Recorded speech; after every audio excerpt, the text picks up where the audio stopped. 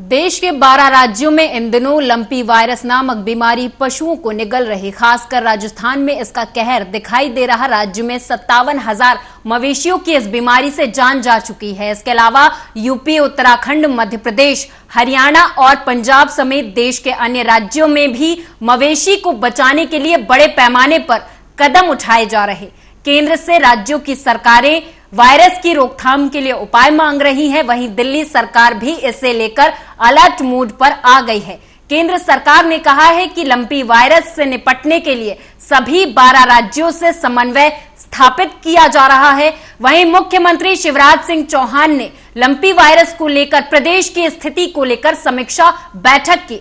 इसमें प्रदेश में अधिकारियों को पशुओं की मृत्यु न हो सुनिश्चित करने को कहा गया है। बीमारी से प्रभावित जिलों से लगे में अतिरिक्त सावधानी बरतने की आवश्यकता पर जोर दिया गया है। साथ ही अन्य राज्यों से आ रहे पशुओं पर प्रतिबंध लगाने की बात कही गई है। सीएम ने अधिक से अधिक पशुओं के टीकाकरण सुनिश्चित करने के निर्देश दे दिए हैं। साथ ही पशुपालकों की मदद के लिए हेल्पलाइन नंबर जारी करने को कहा है।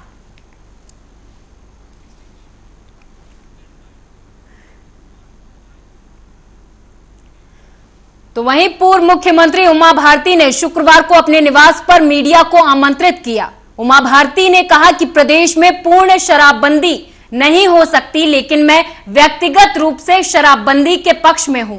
भारत ने कहा कि सरकार की कमाई का जरिया कभी शराब नहीं होना चाहिए, यह घातक है। सरकार को राजस्व के लिए अन्य विकल्प ढूंढने चाहिए।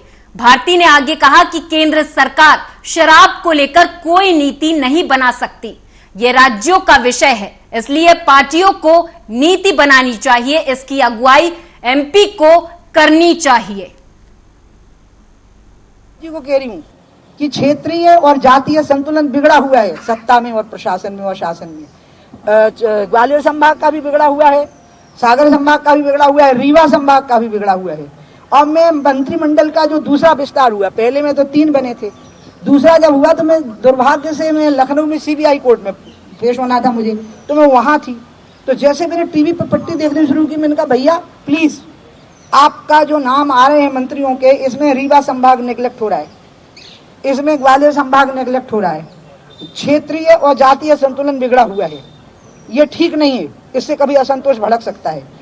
तो उन्होंने जो उत्तर दिया वो मैं नहीं दूंगी, क्योंकि मैं बताऊंगी नहीं, क्योंकि हम दोनों की प्राइवेट बात हो रही थी। लेकिन मैंने ये इशारा पहले कर दिया था कि सत्ता में, शासन में, प्रशासन में, भागीदारी में असमानता नहीं दिखनी चाहिए। स्वास्थ्य सेवाओं में, शिक्षण संस्थाओं की सेवाओं में भी बहुत असमानता आ चुकी है और ये असमानता विभिन्न रूपों में भड़केगी और अराजकता उत्पन्न करेगी।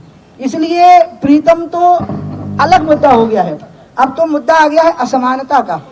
अभावग्रस्त समाज और सुविधा युक्त समाज जो 9 पॉइंट समथिंग है और अभावग्रस्त समाज है, इसलिए मैं तो उनकी कुछ बातों का समर्थन करती हूँ। लेकिन असंयत भाषा का प्रयोग, जाति विशेष को गाली देना, व्यक्ति विशेष को गाली देना, इसकी मैं निंदा करती हूँ।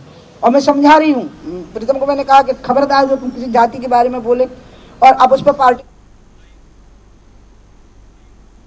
तो वहीं डिंडौरी के बरगांव में एक चरवाहे ने समाज के सामने मिसाल पेश की है। उन्होंने पानी की टंकी बनाने के लिए अपनी 5000 स्क्वायर फीट जमीन सरकार को दान दे दी। जमीन न मिल पाने के कारण यहां करीब 4 महीने से टंकी का निर्माण रुका हुआ था। सरकार ने इस टंकी को जल जीवन मिशन योजना के तहत स्वीकृत किया था। इस मौके पर ग्राम पंचायत और स्थानीय विधायक ने चरवाहे को सम्मानित करने का आश्वासन दिया। चरवाहे के इस कदम की सोशल मीडिया पर जमकर तारीफ हो रही है। मैंने अपने बारी में दान दिया टंकी बनवाने के लिए कि भाई बस्ती वालों को तकलीफ ना हो, पानी मिलना चाहिए, संतोष रहे। कहाँ से लाते थे पानी आप? नदिया से। कितना दूर है नदी? नदिया कम से कम यहाँ से कितना ही दाल। जमीन मिलती है? यहाँ जमीन नहीं मिली।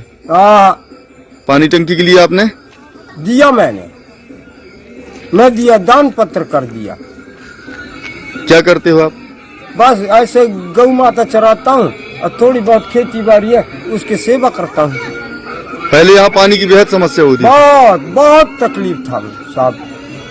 तो यहाँ टंकी के लिए वो नहीं मिल रहा था जमीन? कुछ नहीं। सर नल जल योजना स्वीकृत थी ये, मगर जगह न मिलने के कारण काम चालू नहीं हुआ था। और ठेके बनवासी के द्वारा दान में अपना जमीन दिया गया है, तो वहाँ पर कार्य चालू है। तो कैसा लग रहा है जब काम चालू? अच्छा लग रहा है सर, अच्छा लग रहा है। अब सब गांव वालों को पानी मिलेगा आप लोगों जी सर, और हम सब गांव वाले मिलके ठेकेदार का सम्मान करेंगे सर। जी आज तक किसी ने अपना जमीन नहीं देते हैं, बाकी ठेकेदार अपना जमीन दे दिया, हम सब बहुत बड़ा उपकार करेंगे सर। हमारे शहर विधानसभा में काफ़ी गांव में पानी की बड़ी चुनौती है। अपने शहर से लगा हुआ 5-7 किलोमीटर में ग्राम पंचायत बरगांव, वहाँ भी पानी की बड़ी दिक्कतें रहती है। बार बार हम लोग भी जाते हैं, पर जल जीवन मिशन के माध्यम से वहाँ पे राशि स्वीकृत हुई है, पर वहाँ पे ज़मीन की दिक्कतें हो रही थी, उसके कारण वहाँ पे लेट लतीफ़ हो रहा था। तो जो बनवासी जी हैं उनने अपनी कुछ ज़मीनें वहाँ पे दान दी हैं, और निश्चित ही ये काबिल तारीफ़ है कि एक आज के ज़माने में लोग 1 फीट भी 1 इंच भी ज़मीन देना नहीं चाहते, पर एक निश्चित ही बनवासी समाज